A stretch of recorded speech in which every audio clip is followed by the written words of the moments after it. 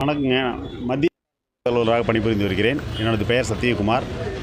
இன்று நமது மாவட்ட ஆட்சித்தலைவர் அறிவுரைப்படி நமது மாவட்டத்தில் பெரும்பாலான பகுதிகளில் ஏஆர்என் தொடர்ந்து பயன்படுத்தப்படுவதாக வந்த புகாரின் அடிப்படையில் எங்களது இணை போக்குவரத்து ஆணையரனுடைய ஆணைப்படி இன்று மத்திய பேருந்து நிலையத்தில் மாசு கட்டுப்பாட்டு வாரியம் அதிகாரிகள் மற்றும் காவல்துறை அதிகாரிகள் நமது கோவை மாநகரத்தில் மையத்தில் உள்ள 4 வட்டார போக்குவரத்து அலுவலகங்கள், கோவை மத்தியம், கோவை தெற்கு, கோவை மேற்கு, கோவை வடக்கு, அனைத்து வட்டார போக்குவரத்து அலுவலர்களும் வட்டார போக்குவரத்து அலுவலர்கள் மற்றும் ஆய்வாளர்கள் இணைந்து இன்று காந்திபுரம் நகர பேருந்து நிலையத்தின் அருகாமையில் மதியம் பிற்பகல் 3 மணி முதல் தொடர்ந்து தணிக்கை மேற்கொள்ளப்பட்டு வருகிறது.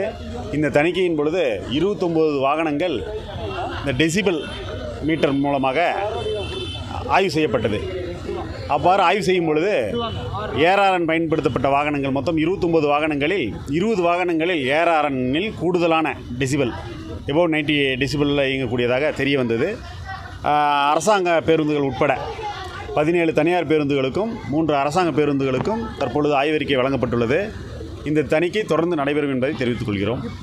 இப்போ இந்த 4 சக்கர வாகனங்கள் இதே மாதிரி 4 ஆர்மி இந்த மாதிரிலாம் போட்டுருக்காங்க. அது என்ன மாதிரி நல்லா அது ஏர் பொல்யூஷன்றது டெசிபிள் தாங்க. நம்ம டெசிபிள் எபோவ் 90 இருக்கும்பொழுது நம்ம பொல்யூஷன் அப்படின்னு சொல்கிறோம்.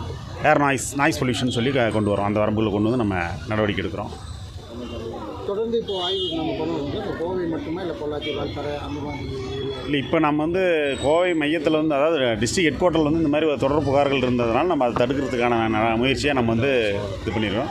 அந்த பகுதியிலையும் அங்கே பகுதியில் மேட்டுப்பாளையத்தில் வட்டார போக்குவரத்து அலுவலகம் உள்ளது, பொள்ளாச்சி வட்டார போக்குவரத்து அலுவலகங்கள் உள்ளது.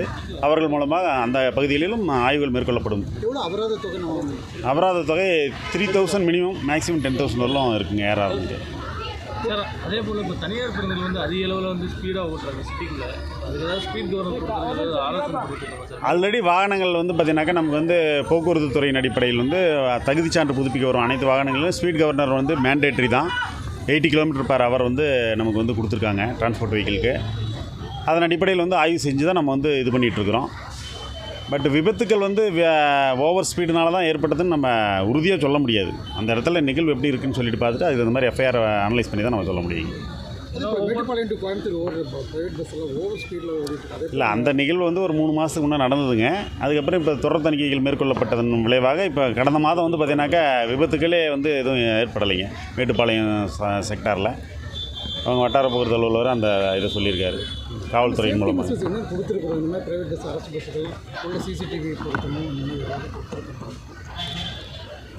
இது பள்ளி வாகனங்களில் தான் நம்ம சிசிடிவி பற்றி இருக்குங்க. ஒன்றும் ப்ரைவேட் வெஹிக்கிள்ஸ் நம்ம இம்ப்ளிமெண்ட் பண்ணலைங்க.